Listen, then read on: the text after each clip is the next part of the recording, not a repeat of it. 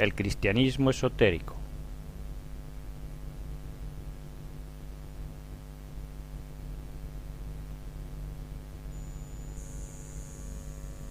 Siglo XXI. El cristianismo está en crisis. Corrupción, escándalos, falta de vocaciones y desinterés de la gente, especialmente la juventud, por la religión, que no tiene respuesta sino dogmas de fe, ha llevado a que las iglesias se vacíen. De seguir así, en 2 generaciones el cristianismo no existirá. Siglo XVI. La Edad Media. Por doquiera se construyen iglesias y catedrales. El Papa y los obispos son respetados más aún que los reyes. Surgen místicos de gran renombre. Las iglesias están llenas, y aunque también ha comenzado a surgir el fanatismo y la Inquisición, el cristianismo goza de gran respeto y veneración entre el pueblo.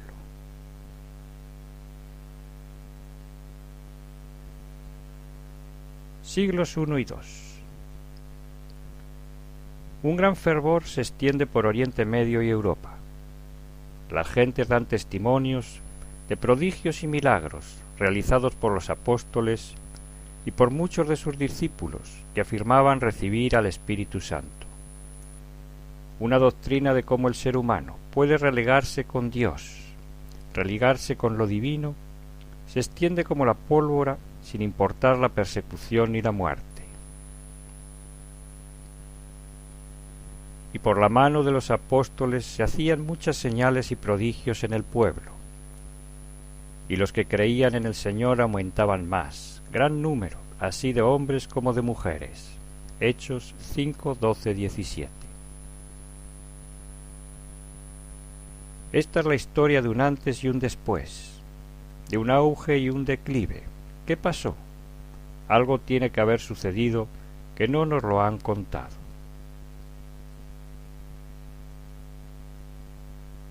Es la enseñanza que hoy se da en la Iglesia Católica, la enseñanza original del cristianismo, que despertaba tanto interés en la gente. Esta pregunta ha surgido en tiempos recientes, especialmente a raíz de los descubrimientos de una serie de textos y evangelios que estaban desaparecidos desde los primeros siglos de la era cristiana.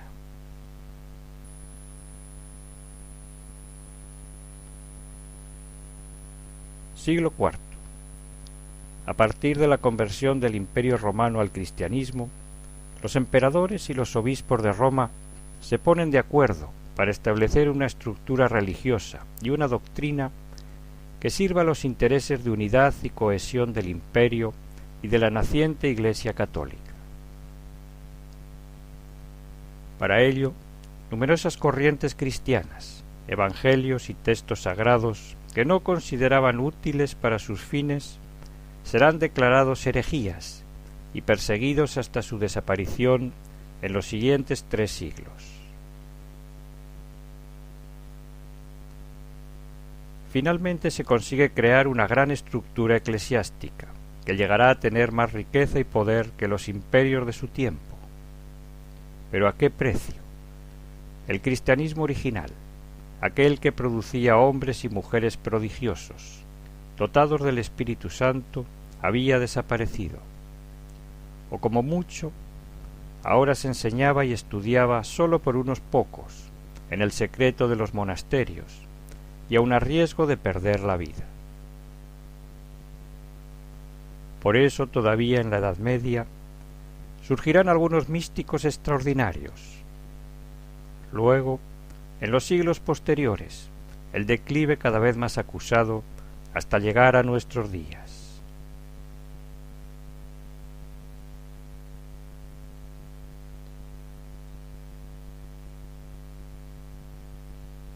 (1945) Nag Hammadi.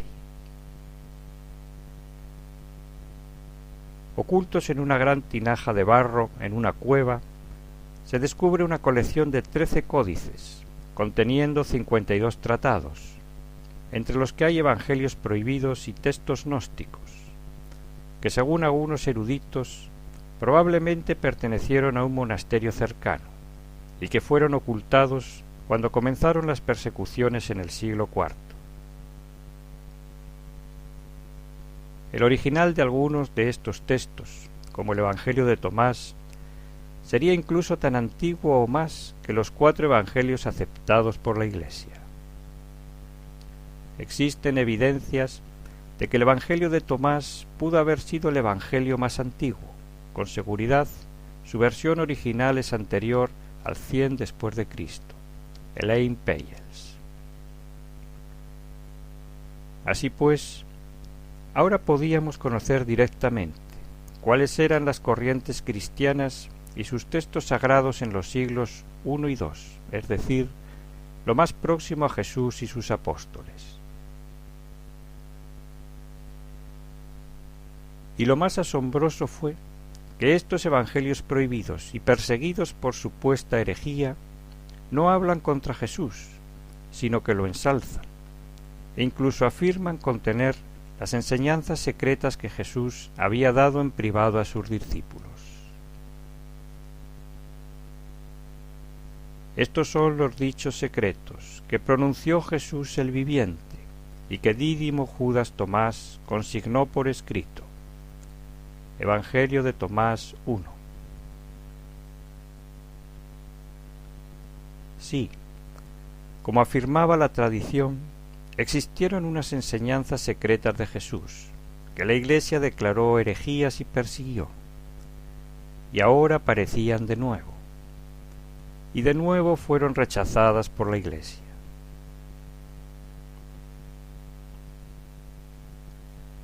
¿Pero qué contienen esos evangelios como el de Tomás? Para suscitar ese rechazo por la Iglesia, ¿qué es lo que enseñaba Jesús en privado a sus discípulos y que la Iglesia no quiso que se conociera?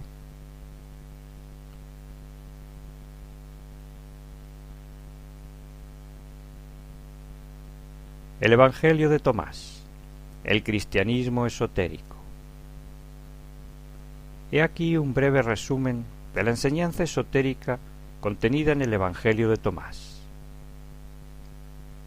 Jesús, el viviente. Hemos de saber que el Evangelio de Tomás y otros que la Iglesia rechazó no se centran en la muerte y resurrección de Jesús, la cual casi ni mencionan, sino en el Cristo vivo, en el viviente, en su enseñanza para llegar a ser como Él, aquí en este mundo, y como Él, ser incluso capaces de vencer a la muerte. Estos son los dichos secretos que pronunció Jesús el viviente, y que Dídimo Judas Tomás consignó por escrito. Y dijo Jesús: quien encuentre el sentido de estos dichos no gustará la muerte. Evangelio de Tomás 1. ¿Cuál es entonces el sentido de esos dichos? La salvación por el conocimiento, la gnosis.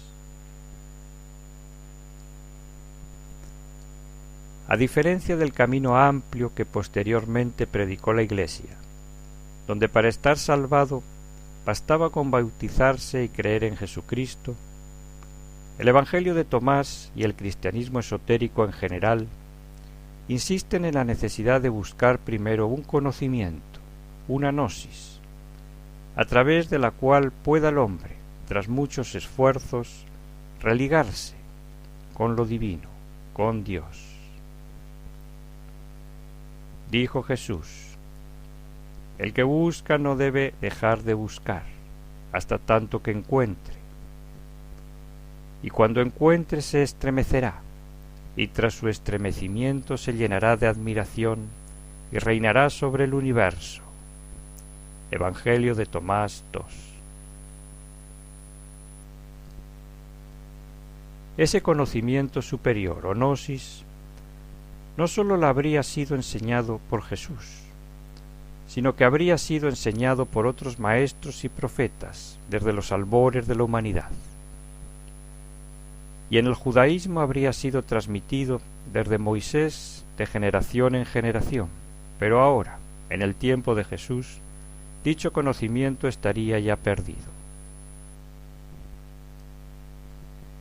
Dijo Jesús: los fariseos y los escribas recibieron las llaves del conocimiento y las han escondido. Ni ellos entraron, ni dejaron entrar a los que querían.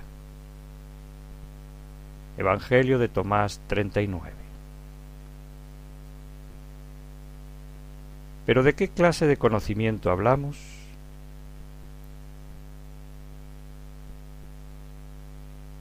El conocimiento interior o esotérico, el conocimiento de sí mismo.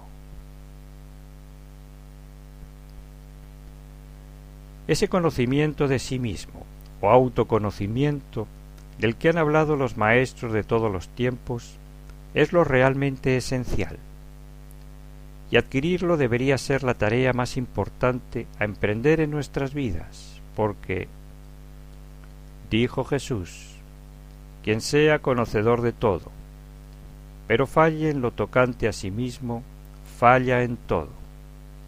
Evangelio de Tomás 67.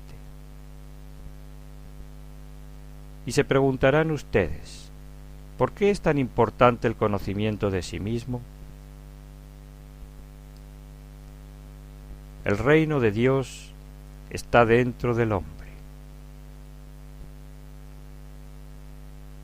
Dijo Jesús: si aquellos que os guían os dijeren, ved, el reino está en el cielo, entonces las aves del cielo os tomarán la delantera. Y si os dicen, está en la mar, entonces los peces os tomarán la delantera. Mas el reino está dentro de vosotros y fuera de vosotros. Cuando lleguéis a conoceros a vosotros mismos, entonces seréis conocidos, y caeréis en la cuenta de que sois hijos del Padre viviente. Pero si no os conocéis a vosotros mismos, estáis sumidos en la pobreza, y sois la pobreza misma. Evangelio de Tomás 3. Según estos evangelios prohibidos por la Iglesia, según este cristianismo esotérico, o cristianismo gnóstico, Jesús enseñaba que dentro de todo ser humano se encuentra el reino de Dios, es decir, una fracción de Dios, una chispa divina, el alma, lo que nos da la conciencia, la inteligencia. Pero que desgraciadamente en la mayoría de las personas, esta chispa divina se encuentra atrapada, aprisionada, condicionada por una legión de defectos, llamados en psicología yoes y en las religiones demonios, que han sido creados por el propio hombre en su libre albedrío y su forma equivocada de vivir, y que hacen que el ser humano, a pesar de su origen y naturaleza divina, se encuentre sumido en la ignorancia, el dolor y la pobreza interior. Más tarde la Iglesia cambió todo esto y nos dijo que Dios y el reino de Dios estaban fuera y que sólo podríamos alcanzarlo a través de sus obispos y sacerdotes. Pero ahora está claro que eso no es lo que enseñaba Jesús, sino que todo está dentro, tanto la luz, nuestra parte divina, como las tinieblas, el subconsciente, el ego, los yoes, defectos o demonios que todo ser humano lleva dentro. Y en consecuencia, para alcanzar el reino, la salvación, la perfección, cada uno ha de establecer una lucha interior, un trabajo interior, para acabar con sus defectos, sus demonios, es decir, su naturaleza animal o infernal, hasta hacer que la luz de su conciencia divina quede libre y resplandezca con toda la majestad y poder que el mundo ha visto en algunos hombres y mujeres a lo largo de la historia.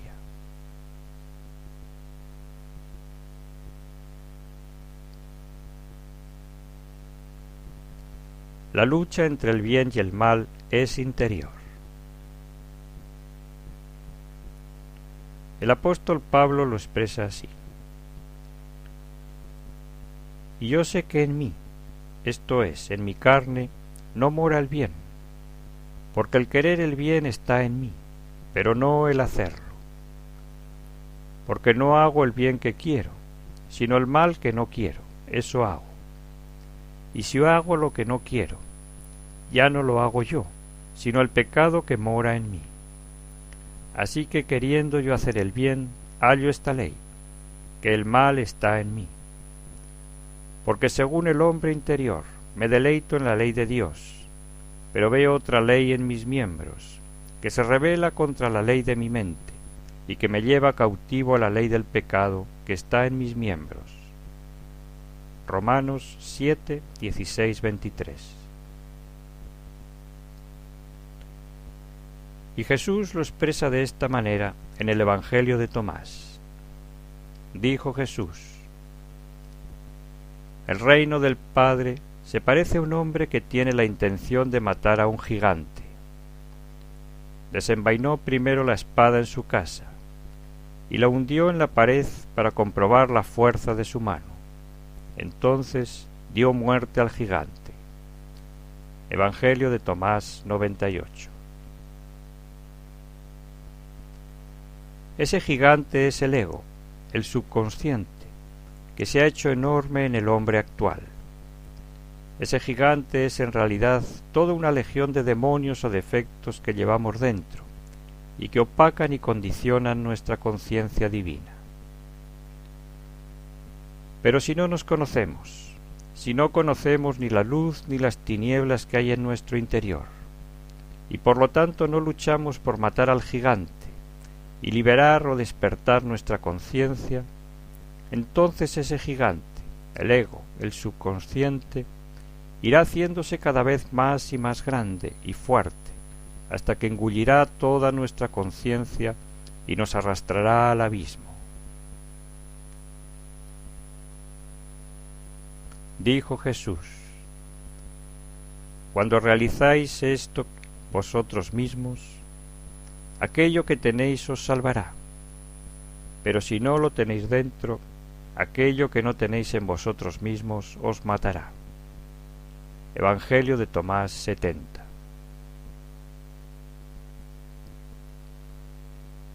Ese trabajo interior para matar a ese gigante que enseñaba al Cristo Jesús y que han enseñado otros maestros, consistía en prácticas y disciplinas para enseñar al ser humano a autoobservarse y autoconocerse,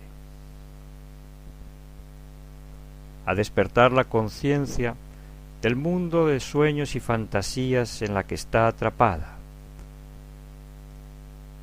Enseñaba a vivir el instante, el aquí y el ahora,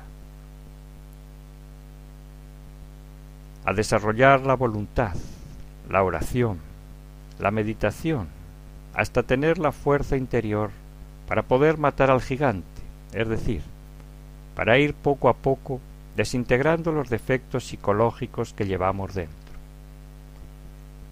Entonces la conciencia divina que hay en el hombre queda libre y despierta con todas sus virtudes y poderes.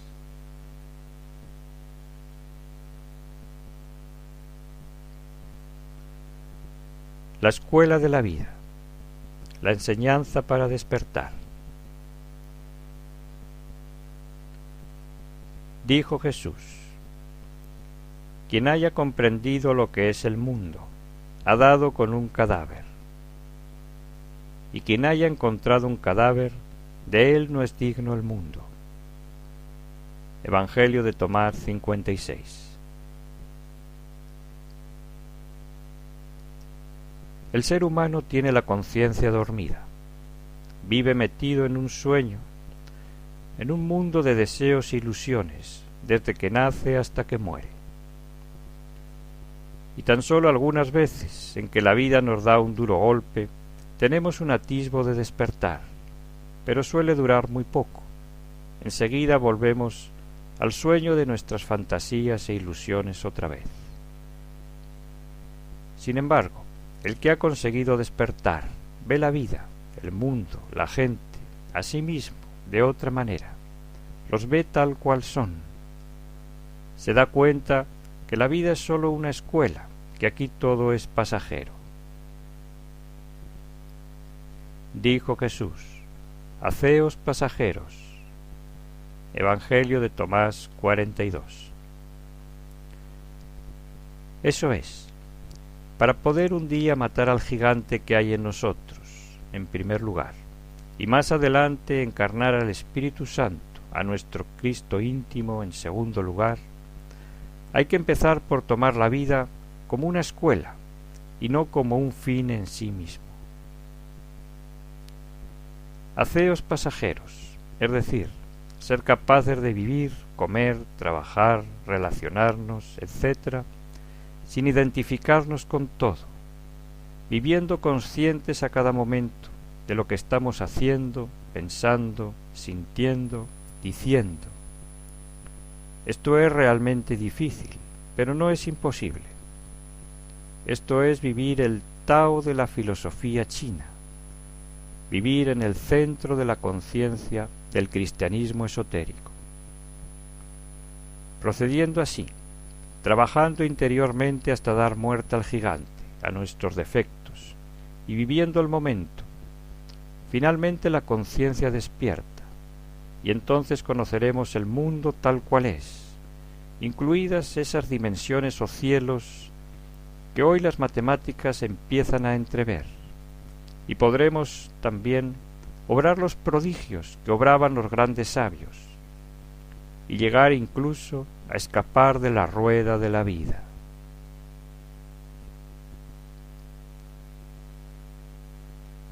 La rueda de la vida, la reencarnación.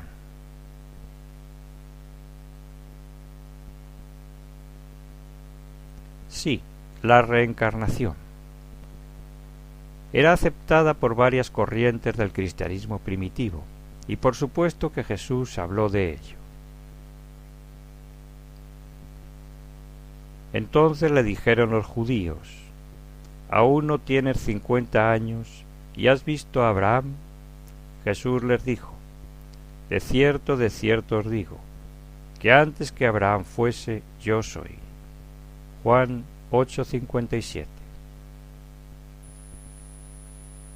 Y en el Evangelio de Tomás Jesús afirma: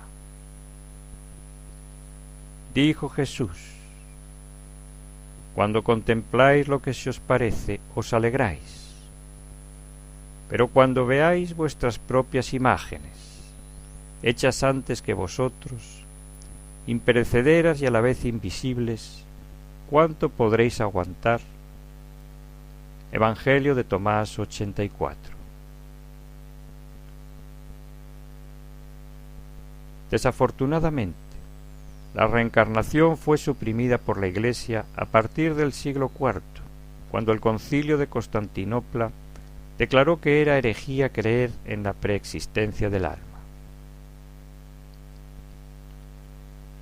Pero lo cierto es que las corrientes esotéricas del comienzo del cristianismo, como los valentinianos, nestorianos, coptos, gnósticos, etc., aceptaban la reencarnación y enseñaban que cada uno recogemos en cada vida el debe y el haber de vidas pasadas. De ahí la insistencia de todos los maestros en el amor al prójimo y en que hagamos buenas obras. Dijo Jesús: a quien tiene en su mano se le dará, y a quien nada tiene, aun aquello poco que tiene se le quitará. Evangelio de Tomás 41. Finalmente, cuando alguien aprueba las lecciones de la escuela de la vida, es decir, cuando alguien despierta, elimina sus defectos, se hace íntegro, se hace uno con su Cristo íntimo, ya no necesita volver más.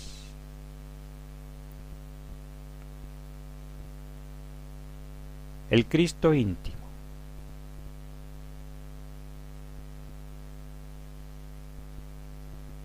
Dijo Jesús: el que la carne haya llegado a ser gracias al Espíritu es un prodigio, pero el que el Espíritu haya llegado a ser gracias al cuerpo es prodigio de prodigios. Y yo me maravillo cómo esta gran riqueza ha venido a alojarse en esta pobreza. Evangelio de Tomás 29.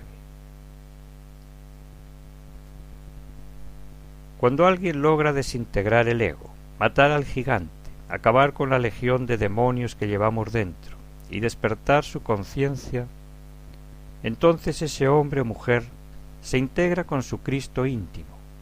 Adviene a él el Espíritu Santo, su rayo divino, su Cristo íntimo. Por eso habla San Pablo del Espíritu de Cristo, del Espíritu de Dios, del Jesucristo interior que mora en nosotros, en aquel que lo ha encarnado, y lo mismo o parecido lo encontraremos en los Evangelios prohibidos. Los cristianos gnósticos decían en sus escritos que Jesús representó el papel del Cristo íntimo de cada persona, y además organizó todo lo que ocurrió en Tierra Santa para mostrar en forma simbólica, a través de su propia vida, los procesos iniciáticos del nacimiento, pasión y resurrección del Cristo íntimo de cada persona. Una generación más tarde, los apóstoles o sus discípulos escribieron los evangelios, los canónicos y los apócrifos, siempre con la idea de mostrar en la vida de Jesús todo el simbolismo esotérico de cómo llegar a encarnar al Cristo íntimo.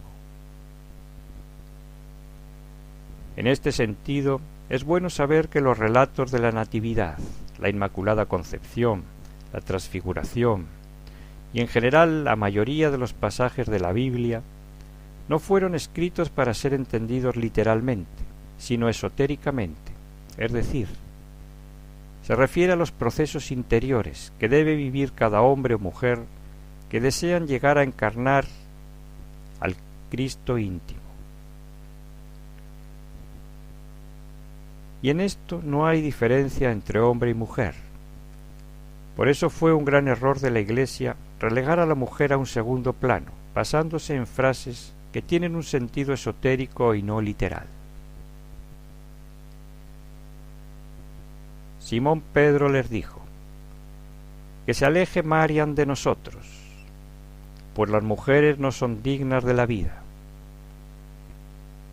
Dijo Jesús: mira, yo me encargaré de hacerla macho, de manera que también ella se convierta en un espíritu viviente, idéntico a vosotros los hombres. Pues toda mujer que se haga varón entrará en el reino de los cielos. Evangelio de Tomás 114. Y que nadie tome esto por machismo, porque es esoterismo. Que María Magdalena se haga varón, que se haga macho, quiere decir que se haga hijo del hombre, como se definía Jesús a sí mismo, representando su papel del Cristo íntimo de todo hombre y toda mujer. En otras palabras, Jesús quiere decir que Él la ayudará a convertirse en un hijo del hombre, o sea, a encarnar a su propio Cristo íntimo, a su Espíritu divino, como lo estaba haciendo con los demás apóstoles.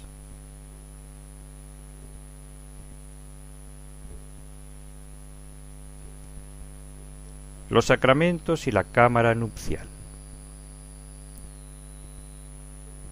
Y dejamos también un apartado para los sacramentos, nombrados en varios textos apócrifos.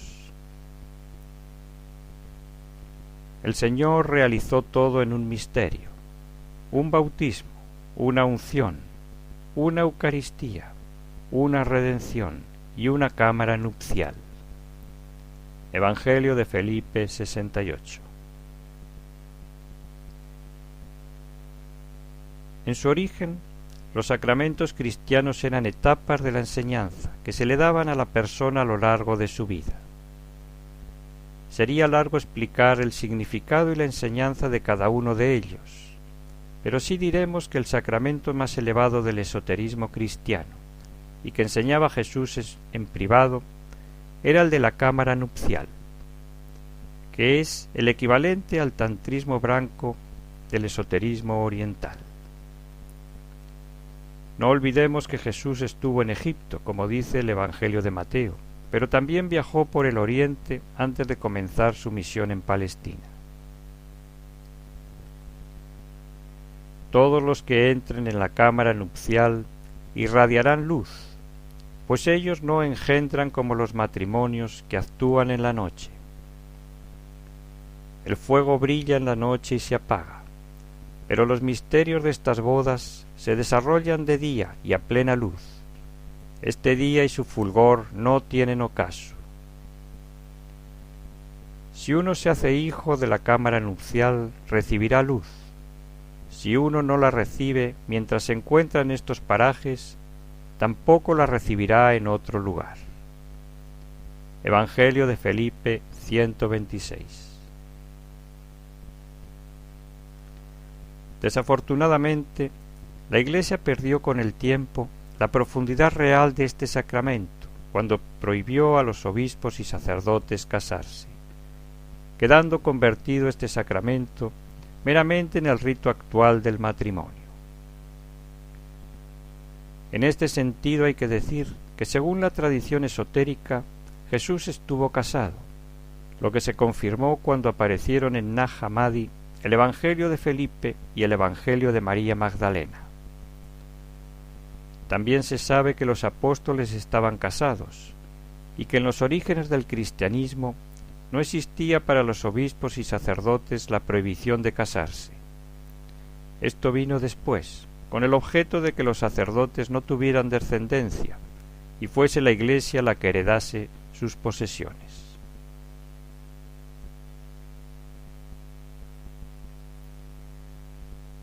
Dios y la creación.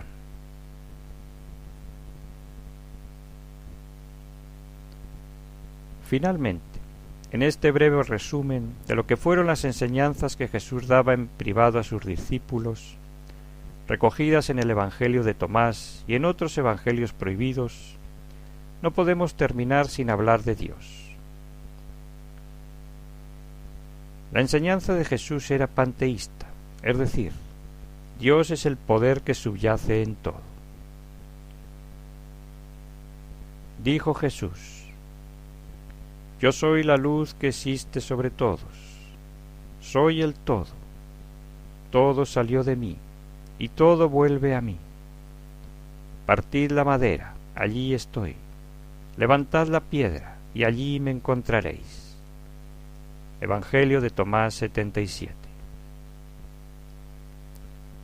Por lo tanto, Jesús enseñaba que Dios está en todo. Dios es la conciencia, la inteligencia que subyace en todo, y de eso se deriva el orden y la armonía del universo y la naturaleza. Como vemos, la visión de un Dios antropomórfico que enseñó la Iglesia más tarde, al interpretar el Génesis al pie de la letra, y que tanto daño ha causado, es muy diferente de la que en realidad transmitió Jesús a sus apóstoles.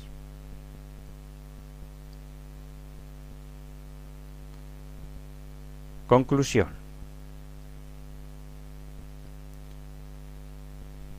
Y terminamos aquí, invitando a todo el que vea este documental a profundizar en las enseñanzas de Jesús, no sólo las que daba en parábolas a las multitudes y que fueron recogidas en los 4 evangelios aceptados por la Iglesia, sino también las que daba en privado a sus discípulos, recogidas en varios de los evangelios que la Iglesia prohibió.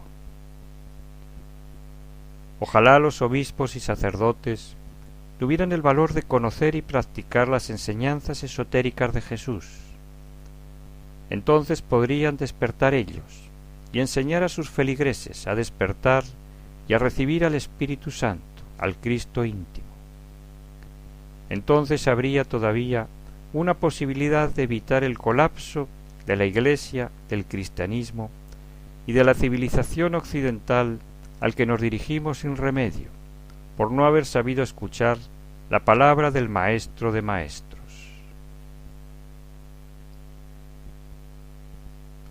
Dijo Jesús: Yo estuve en medio del mundo, y me manifesté a ellos en carne. Les hallé a todos ebrios, y no encontré entre ellos uno siquiera con sed. Y mi alma sintió dolor, por los hijos de los hombres, porque son ciegos en su corazón, y no se percatan de que han venido vacíos al mundo, y vacíos intentan otra vez salir de él. Ahora bien, por el momento están ebrios, pero cuando hayan expulsado su vino, entonces se arrepentirán. Evangelio de Tomás 28.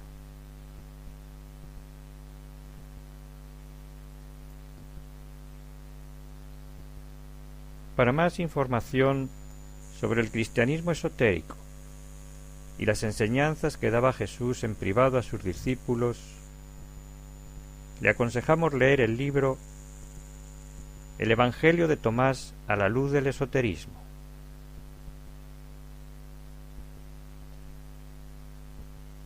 Si desea conocer el esoterismo bíblico, le aconsejamos el libro La Biblia a la luz del esoterismo.